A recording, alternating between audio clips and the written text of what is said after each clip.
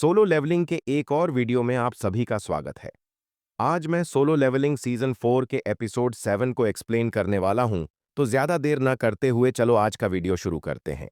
Episode की शुरुआत में हंटर लोग गेट से निकलने वाले शैडो सोल्जर पर अटैक करने ही वाले थे, तभी जिनवू उन्हें अटैक न करने को कहता है। ये सुनकर सब हैरान होकर जिनवू से अटैक न करने का कारण पूछते हैं। जिनवू कहता है, कोई समस्या नहीं है। फिर हम देखते हैं कि शैडो सोल्जर का लीडर जिनवू के सामने आकर झुक जाता है। उसके साथ बाकी शैडो सोल्जर भी जिनवू के सामने झुक जाते हैं। और फिर शैडो सोल्जर का लीडर जिनवू से कहता है, मैं हूं ग्रैंड मार्शल बेलियन। हम सम्मान के साथ अपने किंग को बधाई देते हैं। ये देखकर वहां मौजूद हंटर शॉक हो जाते हैं। और इन शैडो सोल्जर को देखकर जिनवू मन ही मन सोचता है, ये शायद ओरिजिनल शैडो आर्मी है। ऐशबॉर्न इन्हें मेरे लिए छोड़ गया है। अब शुरू होगा असली वॉर। और फिर सीन शिफ्ट होता है कुछ दिनों बाद। हमें पता चलता है कि जिनवू कहीं चला गया है। और जिनवू कहाँ गया है, इसको लेकर कोरियन हंटर एसोसिएशन के मेंबर लोग मीटिंग कर रहे हैं। क्योंकि बहुत सारे देश और कई न्यूज़ चैनल जिनवू से बात करना चाहते हैं, लेकिन जिनवू की लोकेशन एसोसिएशन के किसी को भी नहीं पता, यहां तक कि वू को भी नहीं। फिर सीन शिफ्ट होता है जिनवू के पास। हम देखते हैं कि जिनवू अपने शैडो सोल्जर को ट्रेनिंग कराने के लिए उन्हें एक आइलैंड पर लेकर आया है। और फिर जिनवू अपने शैडो सोल्जर को ट्रेनिंग कराने के लिए दो टीम में बांटकर उनके बीच फाइट करवा रहा है। जिनवू और बेलियन उनकी ट्रेनिंग खड़े होकर देख रहे हैं।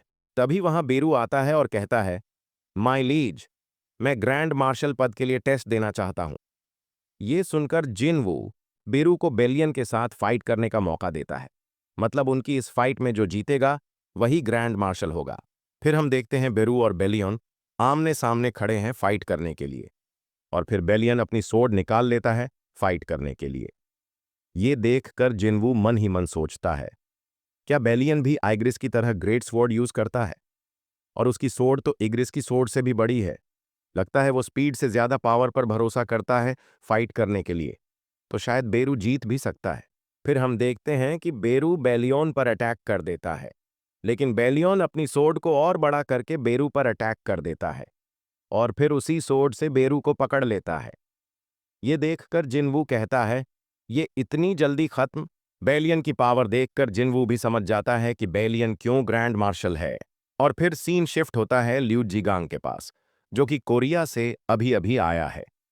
उसे एक पत्रकार पूछता है, आप जो कोरिया को सपोर्ट करने के लिए वहां गए, उसके लिए बहुत लोग आपकी तारीफ कर रहे हैं, लेकिन बहुत से लोग इसका विरोध भी कर रहे हैं। इस बारे में आप क्या कहेंगे? ये सुनकर लिू जिगांग कहता है, इनके दिमाग में ब्रेन नहीं है क्या? और इन्होंने मैप्स नहीं देखे? इन्हें पता नहीं कि कोरिया के बगल में ही चाइना है? मैं संग जिनवू की मदद करने गया हूं। अगर इसमें किसी को प्रॉब्लम है तो उनसे कहो कि वो खुद ही मॉन्स्टर से लड़ लें। और फिर लिू जिगंग आसमान में बहुत बड़ा एक गेट देख लेता है। फिर सीन शिफ्ट होता है और हम देखते हैं यगमुंड किंग ऑफ ड्रैगन को बताता है कि शैडो मॉनर्क अब उनके खिलाफ हो गया है। ये सुनकर ड्रैगन किंग कहता है, ठीक है, मैं खुद ही उसे मारूंगा, तुम्हें कुछ भी करने की जरूरत नहीं है। और फिर ड्रैगन किंग अपने सोल्जर को बैटल के लिए तैयार होने के लिए कहता है। फिर सीन शिफ्ट होता है जिनवू के पास। हम देखते हैं कि बेलियन बेरू को पकड़ने के बाद भी बेरू बेलियन पर अटैक करने की कोशिश करता है। ये देखकर जिनवू बेरू से पूछता है, तुम ग्रैंड मार्शल क्यों बनना चाहते हो? बेरू कहता है, ताकि मैं हमेशा आपके पास रह सकूं। ये सुनकर जिनवू कहता है, ठीक है, बेलियन मेरी राइट साइड में रहेगा और तुम लेफ्ट साइड में। ये सुनकर बेरू खुश हो जाता है। और ठीक तभी आइग्रिस आता है और ग्रैंड मार्शल बनने के लिए फाइट करने की बात कहने ही वाला था कि उससे पहले जिनवू इग्रिस से कहता है, तुम मेरे पीछे रहोगे। और फिर हम देखते हैं कि शैडो एंट लोग जिनवू के लिए एक घर बना रहे हैं ताकि जिनवू वहां आराम कर सके। फिर बेलियन जिनवू से कहता है, आप अपने सोल्जर को शैडो में वापस क्यों नहीं ले रहे? ये सुनकर जिनवू कहता है, वो इतने दिनों तक डिमेंशनल रिफ्ट में फंसे हुए थे, मैं चाहता हूं कि वो कुछ दिन बाहर रहें। जिनवू बेलियन से और कहता है, तुम तो अब ऐशबॉर्न से नहीं मिल पाओगे, इसको लेकर क्या तुम दुखी नहीं हो? इसका जवाब बेलियन देता है, मैं उसके साथ था जब वो रूलर्स के खिलाफ फाइट कर रहा था और मैं ही उसका पहला शैडो सोल्जर था। मैं उसके साथ ऑलमोस्ट इटर्नल समय तक रहा, लेकिन मैंने कभी भी उसके डिसीजन पर डाउट नहीं किया। फिर जिनवू बैलियन से कहता है, मैं तुम्हारे और ऐशबॉर्न के बारे में और कहानी जानना चाहता हूँ, क्या तुम बता पाओगे? फिर बैलियन जिनवू से कहता है, जब मैं वर्ल्ड ट्री का एक फ्रूट था, हेवन के सारे सोल्जर ही वर्ल्ड ट्री के फ्रूट के फॉर्म में पैदा हुए थे। ये सुनकर जिनवू कहता है, तुम एक फ्रूट थे?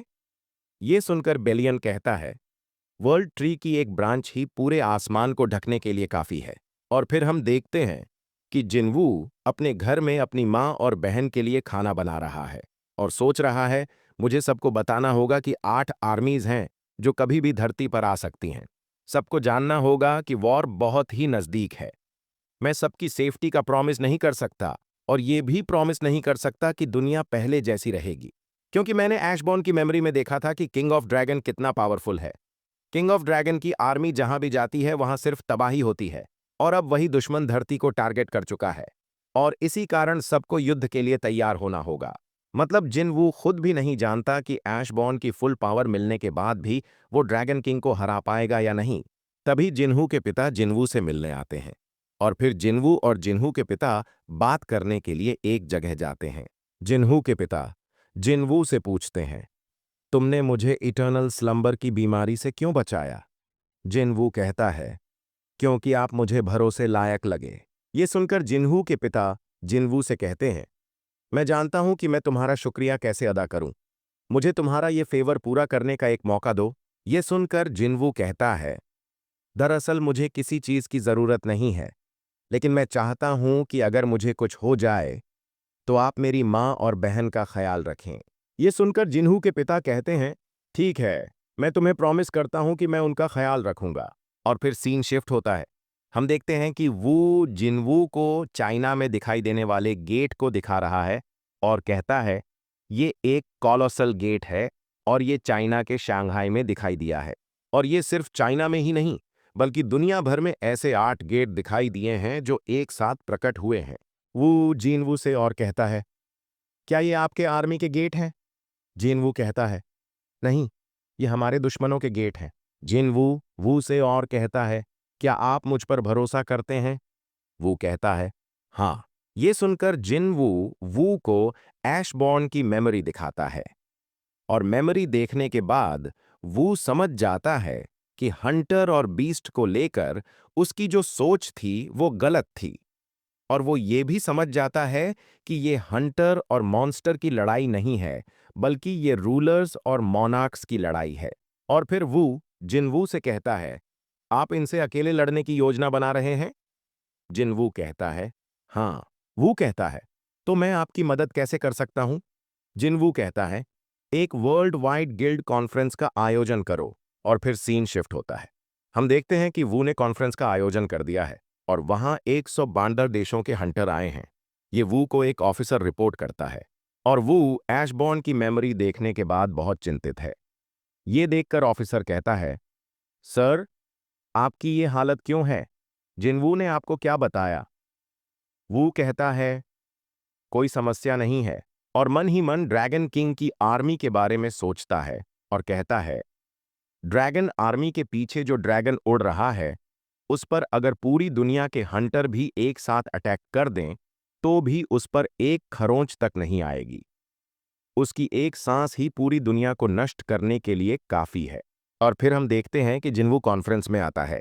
फिर हम देखते हैं कि कई देशों के गिल्ड लीडर, कई देशों के हंटर एसोसिएशन के चेयरमैन बैठे हैं और सब बहुत टेंशन में हैं।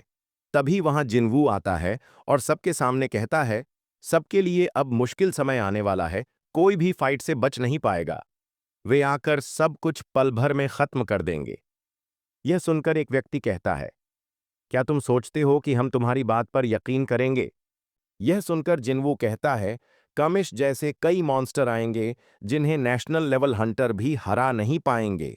यह सुनकर सब सबूत मांगते हैं। फिर जिन्वू उनके सामने कई सारे गेट क्रिएट करके दिखाता है। यह देखकर सब शॉक हो जाते हैं। फिर जिन्वू कहता है, हमारे एनिमी भी ऐसे ही गेट क्रिएट कर सकते हैं। उनकी आर्मी बड़ी होने के कारण वो अभी अटैक करने में समय ले रहे हैं। यह सुनकर एक व्यक्ति कहता है, तुम भी तो उन्हीं में से एक हो सकते हो। तभी अमेरिकन हंटर एसोसिएशन के चेयरमैन कहते हैं, अब तो हमें पता चल गया है कि गेट कौन क्रिएट कर रहा है। तो अब हमें क्या करना चाहिए? यह सुनकर जिनवू कहता है, गेट से दूर रहो, जितना दूर हो सको उतना दूर। जिनवू की इन बातों की वजह से लोग गेट से जितना दूर हो सकते हैं उतना दूर जाने लगते हैं।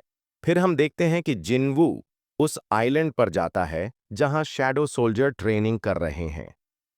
वहां जाकर जिनवू बेलियन से पूछता है, अगर मैं मर जाऊं तो तुम्हारा क्या होगा? क्या तुम शैडो सोल्जर के लीडर बनोगे? बेलियन जवाब देता है, अगर आप मर गए तो हम भी मर जाएंगे। तभी वहां आइग्रिस आकर कहता है, माय लीज, मुझे नहीं लगता कि हम ये वॉर जीत पाएंगे। जिनवू पूछता है, तुम्हें क्या लगता है उनकी आर्मी कितनी बड़ी होगी? बेलियन जवाब देता है, कम से कम हमारी आर्मी से 100 गुना बड़ी। ये सुनकर जिनवू सोचता है, तो उनके पास कम से कम 1 मिलियन सोल्जर हैं। फिर सीन शिफ्ट होता है और हम देखते हैं कनाडा का एक एस रैंक हंटर जे मिल्स।